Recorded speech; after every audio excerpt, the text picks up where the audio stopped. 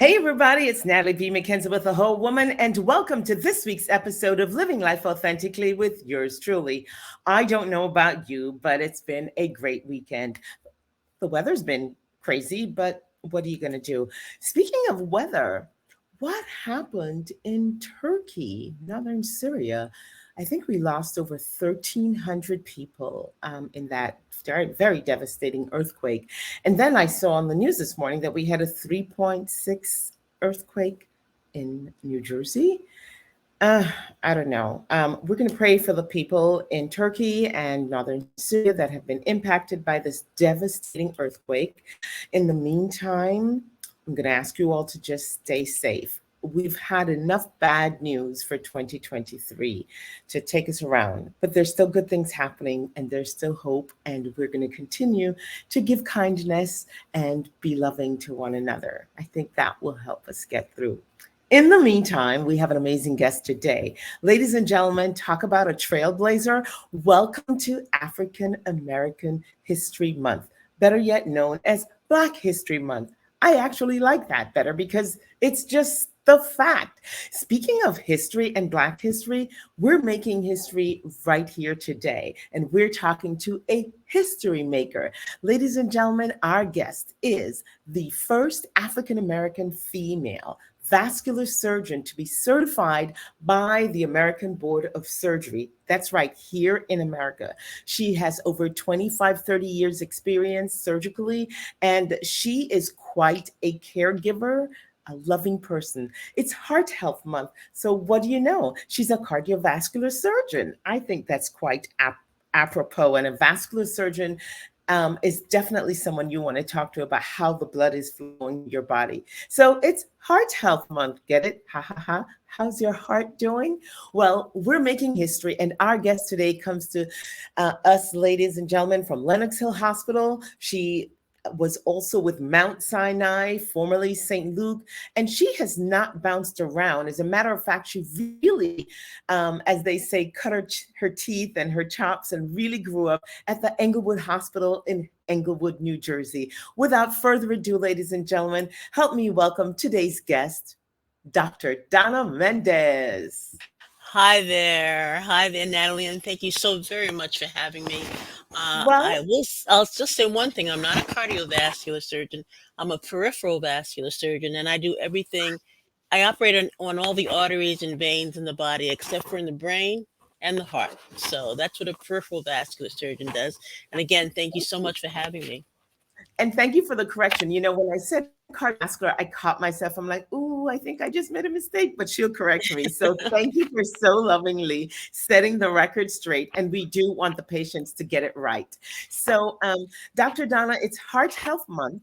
And I think before we it gets to the heart, it starts in the veins. And so how apropos that we would have you on, but even more importantly, it's Black History Month. And you yourself are, in fact, a history maker. As a matter of fact, you were featured on History Makers a few years ago. Yes, I So was. we are delighted and honored to have you. You have a plethora of accomplishments under your belt, which we'll get into. But I want you to talk with us here at The Whole Woman about young Donna running around. Tell us about your young life. Where were you born? And about your family. How did you come to be this powerhouse, this Well, vascular surgeon that we're all eager to know more about? well, I was born on Long Island, Roosevelt, Long Island, small little town that Julius Erving came from. That's our claim to fame. And my parents were great. My father always said to me, "You go, girl. You can do anything that you want to do." So I started doing various things.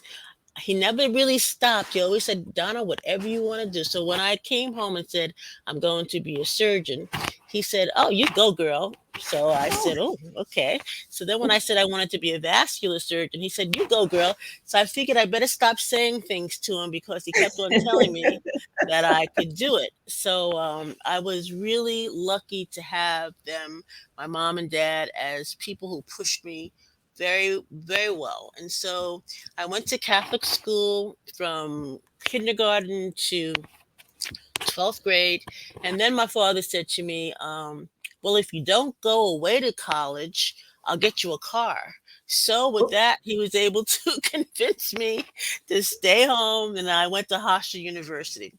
And from Hofstra University, slow down a and little I'm bit, Donna, because you're with a dad like that saying, "You go, girl, you can do anything." What were you like as, a young girl? What did you like to do? What were your hobbies? And why were you interested in becoming a doctor? Well, my sister was in the hospital a lot when we were younger, and I would visit her in the hospital. And I always noticed that in the hospital everything was clean, the nurses were always dressed properly, and I just liked the atmosphere in the hospital.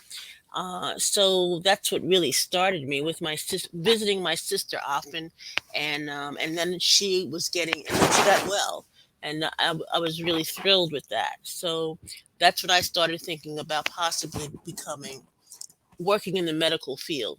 I initially thought to myself, because my sister was being held by a speech therapist, that I might do speech therapy. However, when I realized that everything that a speech therapist had to do in college, the same thing, they were the same things that a physician had to do. So it was easy for me to say, well, I'm not going to be a speech therapist, I'll be a physician. I So love that's what this. Now really you mentioned started. this, Dr. Mendez, you mentioned your sister, and I didn't realize you had a sister. Do you have any other siblings? Yes, I have a younger brother and an older sister, and my sister, interestingly, now works at Hofstra, which is the hospital, that the school that I'm affiliated with here at Lenox Hill. And my brother is a drummer, and he's busy drumming all over the place. I So love that's my history. Those are my Wonderful, siblings. Donna. So, in high school, were you athletic? Were you creative? A bookworm? Tell us a little bit about what your interests were as you were growing up. I was really a bookworm, but I like to dance, and I also like to travel. So once my in eighth grade, I was told, well, we have this plan where you can visit Europe. And so maybe it was a little bit after, maybe it was a little bit after eighth grade, but I came home and told my dad, and he said, "Oh, you can go." So I was spent 2 weeks in Paris, 2 weeks in Florence, and 2 weeks in Rome, and I loved it. And I was always writing to my mom saying, because I was with other friends, I was saying, "Oh, everyone's getting fat, ma. I don't, they're eating everything." And so when I got off the plane, she was shocked because I was a little chubby too, because I ate all of the food that they could give us in Paris, or every time there was breakfast, there was something that the Parisians made. So I had a good time. We were That's we were one of the nuns was our guide. So I had the people that were with me. One was a woman from California. She looked like she was from California. Another one was a Chinese woman who was in school with me. There was myself. So we looked like we were the United Nations. And this nun decided that she was going to be our guide. And when she came back, we had so much fun that she left the nunnery. you know, she said, these guys were having a lot of fun. So I think that I'm going to learn how to have fun like that too. Oh, wait just a minute. So, your claim to fame is not just being the first African American vascular female vascular surgeon, but Yeah. you've created none, Donna. That goes down in history for me. Yeah. So we had a great time. And then when I came back, I, went back to the studies, and then ended up going to Hofstra. So tell me about the whole process for you, because give me context of time and place. It's African American History Month. We know the record already states that you're the first female black vascular surgeon. Um, what was that experience like for you? Well, it was very different, and part of the reason why I opted or thought I wanted to be a vascular surgeon is that there were so many African American men losing their legs, and I just thought there had to be a better way for legs to be salvaged, and that's part of why I went into vascular surgery. And when I trained at Englewood Hospital with Dr. Dardick, he was known for saving limbs, and that's what I wanted to do. I wanted to save these black limbs that were being lost. And one of the reasons is that we have many of the risk factors for causing patients to have um, poor circulation and losing their legs. Diabetes is rampant in our community. Hypertension is also high cholesterol and diabetes. So those are the risk factors that we as African Americans have, and they are risks to losing limbs because they cause poor circulation. Those risk factors really they cause the wall of the artery to become thicker and thicker. So as the wall gets thicker, the lumen gets smaller, and as the lumen gets smaller, less oxygen is given to the limb, and consequently, patients lose their legs. So, So that was the arterial part of my journey. and you went from Hofstra University off to Columbia University to the medical school there. Let's talk a little bit about your time there and the experience, because again, every time I think it's so amazing, and because I know you personally, you've such a gentle personality and a kind heart. I wonder what that must have been like for you, being the only female or the only Black female at that time. Well, at Columbia, luckily, it was just at the time that they were realizing that they needed to increase the numbers of African Americans. So in my class, there were 8 Black women and 8 Black men. And we were very, very close. In fact, some of my closest friends remain the group that I went to medical school with. So it was not that difficult as it sounds, because indeed there were 8 women and 8 men, and we had a great time. We knew how to work very hard, and we also knew how to play hard. So we had some very good times, and as I said, I'm still very close to them. As a matter of fact, recently we resumed our friendships because one of our colleagues had died, and Oh, because of that, we rejoined together because we didn't want that to happen, serially. People die and then you come together for a funeral. Rather, it was important that we try to maintain our friendships as you know, while we're still alive. absolutely. They say funerals and weddings get us all back together and helps us to put it all in perspective. So, Dr. Exactly. Mendez, while you were busy partying so hard, um, and working even harder through medical school, what was going on in your personal life? Because it sounds to me like you had a good time, but you're very focused on accomplishing your goals. Tell us a little bit about what was happening in your love life, your personal life, and how you were navigating and balancing all the complexities of it. Well, I as I said, partied pretty well and worked very hard. And I met someone who was going into medicine. He was at Harlem Hospital, and we became very, very close.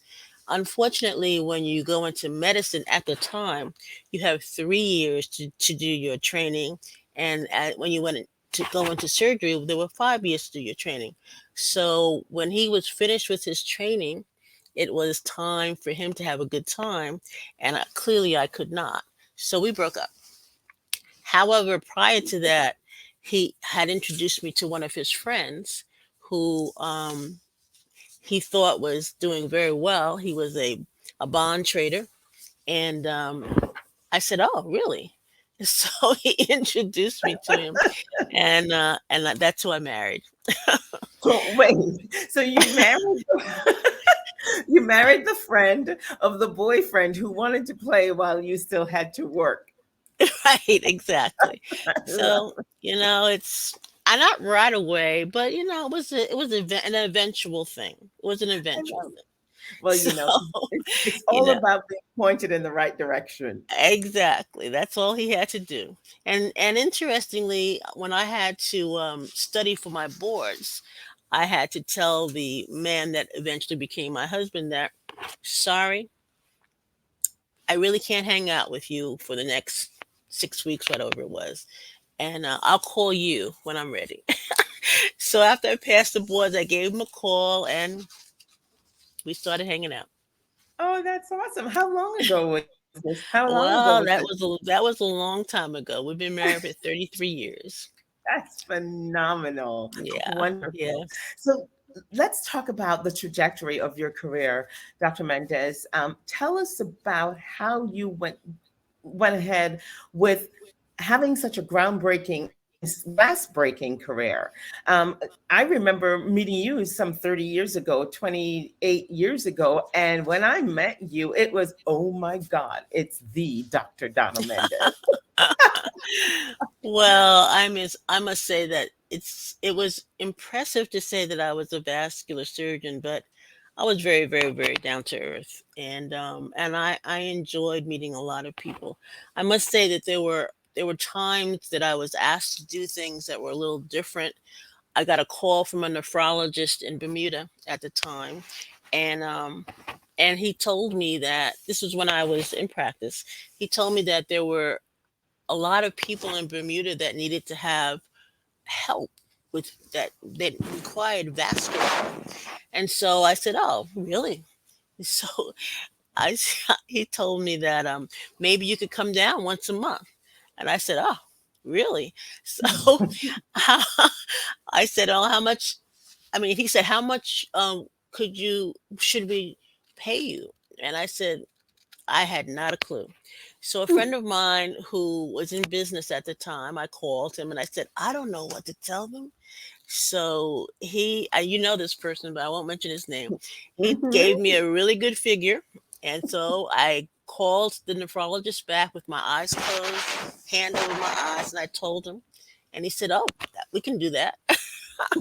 So once a month, I went to Bermuda to do access surgery for the Bermudians, and um, and I enjoyed it so much. They have a disease called polycystic kidneys, and it causes them to develop kidney failure.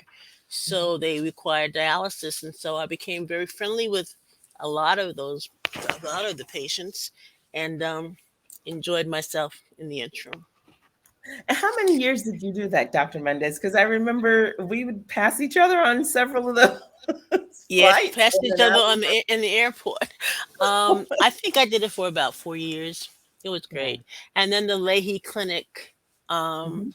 replaced me because the patients had initially been sent to the Leahy Clinic for treatment, and ultimately the Leahy Clinic surgeons realized, well, maybe they should go to Bermuda and do the procedures. Duh. So that's what they started to do. So in essence, the Leahy Clinic we had to replace me. For for a real quick minute, tell me how much time did you end up spending at the Englewood Hospital, and what were some of the significant uh, advancements that you brought along there or changes you implemented? Because I know you had a big impact on that hospital's department. Yeah, Dr. Dardick, um, who's now deceased, was my mentor, and I did my fellowship there. And most fellowships lasted for a year, but it was at that time that I stayed for 2 years.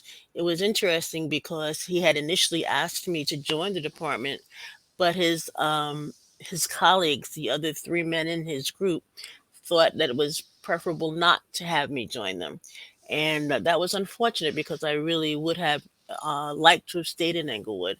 I ended up staying there for 2 years, as I said, and then I returned to St. Luke's Hospital where I had done my surgical residency, and at that time started um, a vascular surgery rotation, not rotation in a way. I became someone who really brought vascular surgery to the hospital because back then at the time, as I said before, rather than trying to save the limb, the limbs were often amputated. And so I took back the idea that perhaps we should be trying a little bit harder to save the limb. So as a consequence, I became the first chief of vascular surgery there. But also interestingly, at the time, the chairman of the department said, "Oh, you can be chief of surgery of vascular surgery, but only at the Uptown site," which was Mm, which is different. It yeah, wasn't both St. Luke's and Roosevelt. It was simply going to be the Uptown site, which we know is near Harlem. And so, of course, I took it. But it's interesting how things change, where suddenly I could, as a black woman, I could only be you can chief only at be the chief at Uptown one. at the Yeah, Uptown site. yeah. Eventually, they brought on other people who replaced Dr. Tilson, and one of those people was Gary Giangola, and Gary was site director for both sites. However, we developed a relationship where later on he called me and asked me to come join him at Lenox Hill. So it's interesting how things will turn around for you. Absolutely. So Yeah. you've been practicing long enough, Dr. Mendez, to have watched the industry and healthcare itself um, shift and change. How has um, vascular surgery advanced today, and how much progress are we making with the whole push to save limbs? Well, vascular surgery has really changed a lot. Rather than doing procedures that would take hours to augment the flow to the foot, we now do endovascular procedures so that rather than making these long cuts on patients, we do an x ray, we do an arteriogram, we see where the blockage is, and then with minimally invasive techniques, we go into the artery and open up the blockage with either atherectomy, angioplasty, a stent placement, so that the flow can be achieved, but not with a long incision. As importantly, aneurysm repairs used to be Mm, done with a big incision in the abdomen and a long procedure to augment the flow to bypass the aneurysm or really to replace the aneurysm. And now again, we do endovascular treatment by making two small incisions in the groin, going up, looking at the X-ray, and positioning a graft radiologically. So it's mhm. come quite a ways. As far as vein surgery, which is what I practice primarily now, rather than doing varicose vein stripping and ligation, where you make an incision in the groin and strip the vein out, we do that in the office, and we do it Wow. again using ultrasound to see where we're going, to treat the veins, to stop the reflux that's Mhm. causing the veins to be large. Interesting. So, So, Dr. Mendez, your time now over at Lenox Hill, what exactly is your role there? Because I think that's quite interesting where you are at this time of your career. right, I am not as busy clinically. I'm vice chair of education and diversity.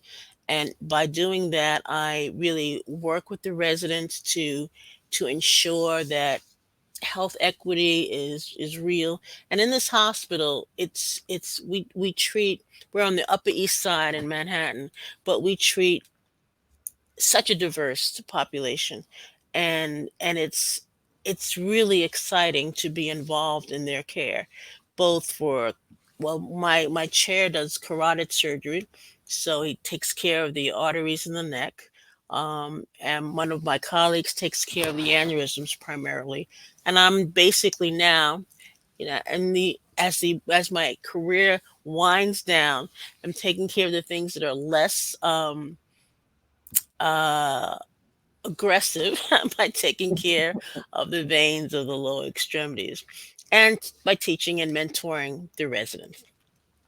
That's And I'm happy phenomenal. to be in this place.